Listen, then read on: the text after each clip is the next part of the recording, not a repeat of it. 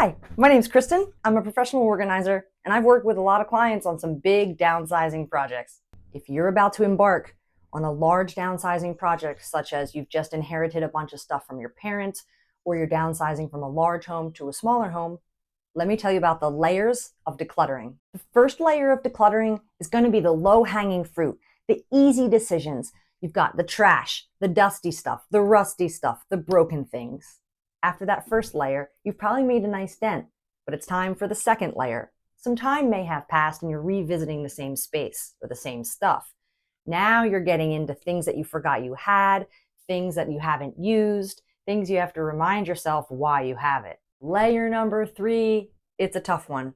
Sentimental items, boxes of memorabilia, papers or photos that take time to go through.